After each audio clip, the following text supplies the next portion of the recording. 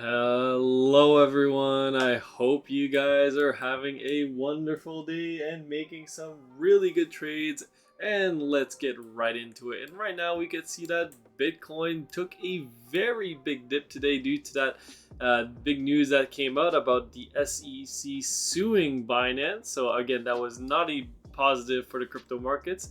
And you guys can clearly see that with this big drop in Bitcoin at the moment. Again, this is going to be opening this is going to be opening the doors to a lot of opportunities, in my opinion, in the short term. I think that if we are able to hold the $25,200 level, we have a good chance of bouncing here and potentially getting a very quick reversal towards the upside if we do that. But again, that doesn't mean that we could go lower. It's very possible that we could, keep dropping. The RSI is not that oversold at the moment, so it's very possible that Bitcoin may even go as low as 23,300 to 23,500, right where that 200-day moving average is, and then we may even get a bounce from there, or even might be a wick. So we'll have to see what happens in the coming days. But please be prepared. Don't be shocked if we go lower than expected than 25,200 and maybe like as low as 24,800 is my opinion. But if we go lower than that, then that's gonna be that's gonna be my stop out levels, and I'll keep waiting until this thing bottoms out. And once we do bottom out, I think we have a good chance of still making a nominal high. But again, if Bitcoin goes any lower than this, I will start to have to discount those levels, and at the very least Bitcoin will get a retrace and it will continue its trend towards the downside. Now let's take a look at what happened in the traditional markets today, because today we saw that the Qs made another high today. And what I want to illustrate to you guys, and something that I haven't covered that much, is that we do use in my Discord, Logan actually brought this up many times, is that the institutions will stop out many trades at the 668 level. I don't know how often this is used, but overall it works pretty well. And right now we can see that we have tagged the 668 level after tagging the 618, right?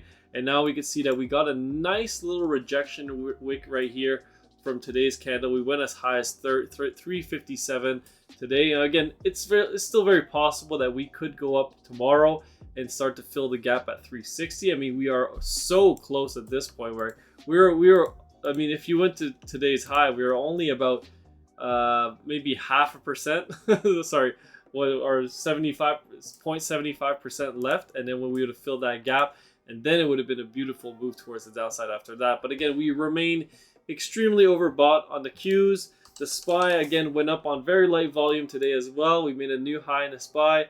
However, we did get a little bit of rejection once we start to near this level of resistance. Again, the top here, the top wick is at 432, but if you bring it down to the close, then we got pretty darn close to it. So again, I think today we hit the 618 retrace as well on the SPY, so I'll just show you guys that as well. Let me just get off the log scale here. I don't know why I was on the log scale.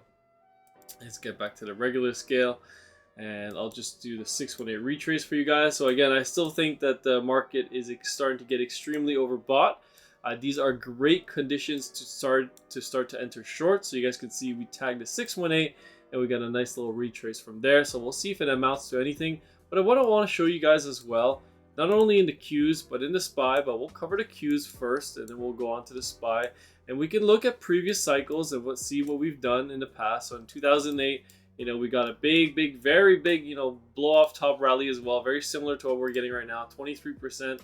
Let me see what the Qs have. Sorry, we were just on the Qs, but let me just get back up to the chart here, and I'll see how much of a rally we've gotten since the lows. So from the lows from this week right here, we are currently up over 39%. So we have rallied way harder in 2023 than we did in 2008. So again, we came back up to the 618 and we did our 668. We hit the 668 twice, and we actually did a double top pattern. And then you got your big drawdown in the market and you went significantly lower.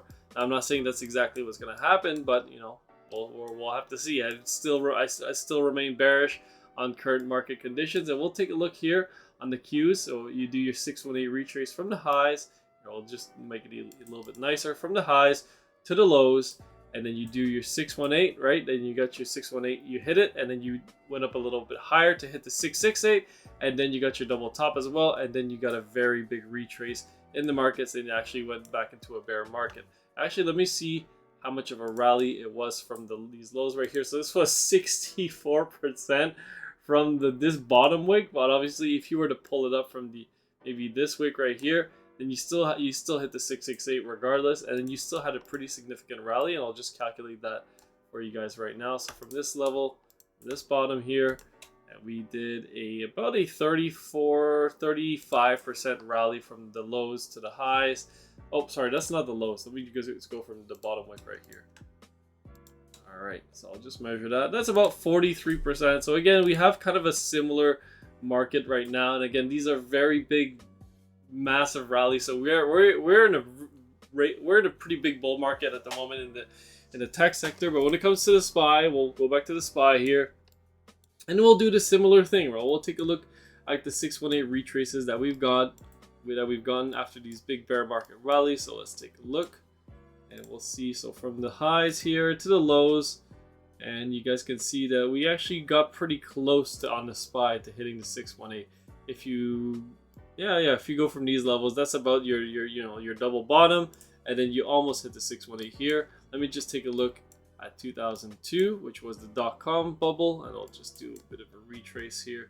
Again, this one's not very similar to what's the chart is not very similar to what's going on at the moment, because we did not do a similar pattern. We kind of did a double bottom in 2023, and this one's kind of just stair stepping down. So I don't see any similarities. It's in 2002. It's more like 2008, if anything.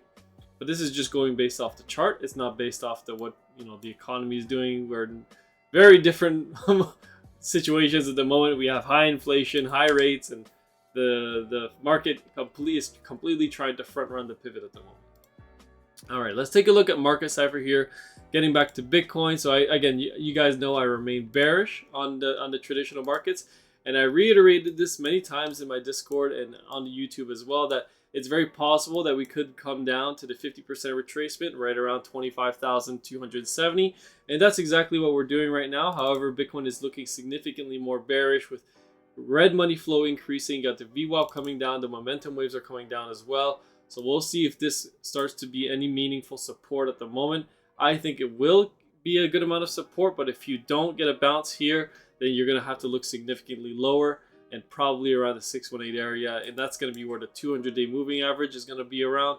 Actually, the 618 to the 668 as well. But any lower than that, then I would consider this, this Elliott wave pattern here invalidated, and I don't think that we are going to make a new high after that. So again, I think Bitcoin still has a good shot of getting a little bit of a low here, and maybe we'll get a bounce after that. But it really needs to come out of the closet and start to shine, because right now a lot of people are starting to get very bearish on Bitcoin. All right, let's take a look at nat gas here, and again, I'll just cover natural gas right now because nat gas is looking very bullish in my opinion. I mean, just looking at the monthly chart pattern, again, I've covered this many times, and I'll keep covering it once again. The monthly chart pattern still looks good, has not been invalidated, and it's looking like it's making a very definitive bottom in the long term. Looking at the weekly time frame, it's looking okay right now. You've crossed on the MACD a while ago, and you've continued to, you've seen these moving averages continue to spread out. So that's nice to see, and you've been continuously seeing the RSI climb up as well. And you're eventually going to get a lot of short exhaustion, so the shorts are going to close eventually. I know a lot of the big shorts have closed. Now it's a lot of the retail shorts, and eventually they're going to get squeezed. And when they do, that's how all big rallies start. Taking a look at the 4-hour time frame, we've already seen some very nice rallies.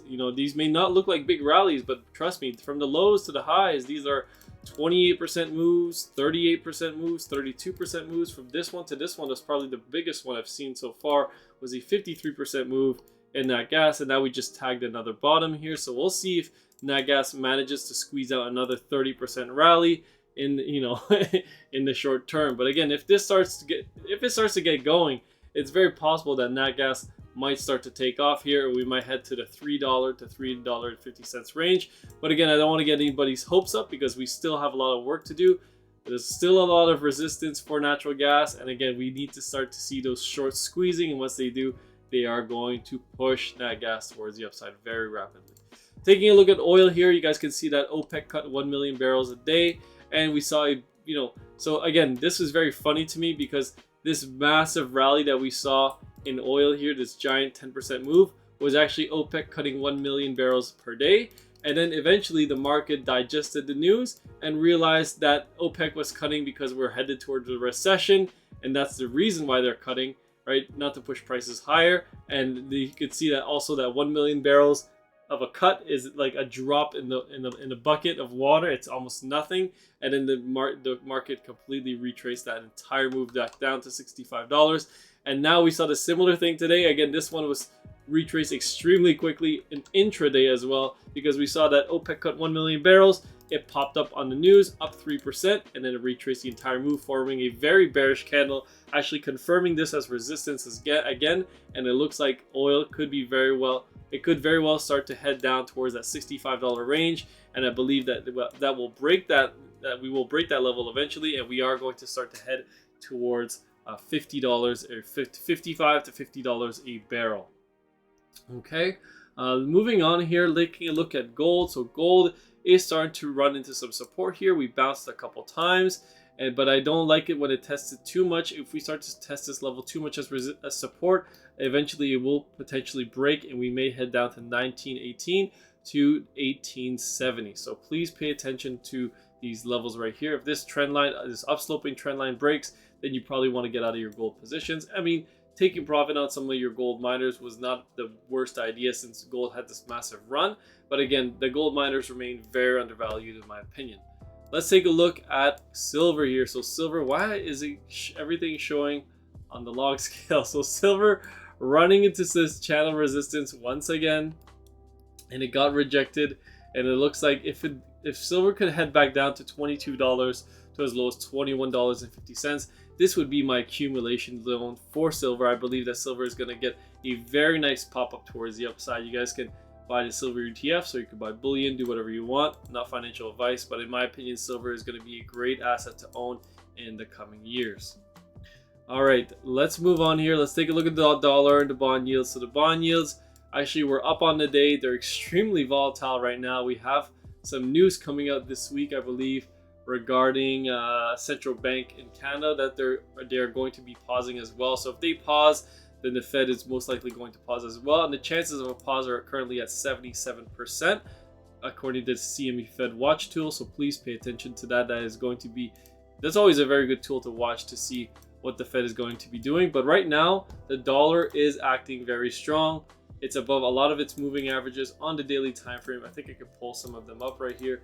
You guys can see we got above a lot of these moving averages, and it looks like the dollar could be starting to put in some bullish consolidation and getting ready for its next move up towards the upside, and that target could be as high as 107.6. So please pay attention to the dollar.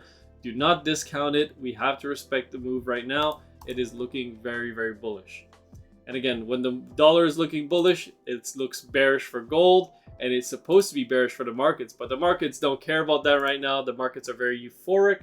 They are loving those semiconductor trades like Nvidia, who just made a new all-time high. When Apple today made a new all-time high as well, but ran into a lot of selling on this wake up to a new all-time high. We hit the $185 or really close to the 185 level, and we just got a huge wave of selling, and it dropped actually 2.5% since it made its high. So again, that was a pretty good move, but it's still in an uptrend, so we'll respect it for now. But once we see that the SPY or the traditional market gives us a big reversal day on high volume, in my opinion, that's going to be the top for the rest of the year, and you won't make any new highs for the rest of the year, and I think you're going to be going down sharply after that. Anyways, that's my recap for today. Again, feel free to join the Discord, guys. I post my stock trades and my crypto trades there, and you guys can get access via the link in the description. You get access to the indicators as well. But you don't get access to the indicators. You actually have to purchase the indicators yourself, like Market Cypher or Lux Algo, but you get coupons and discounts with the links in the description. All right, love you all. Peace.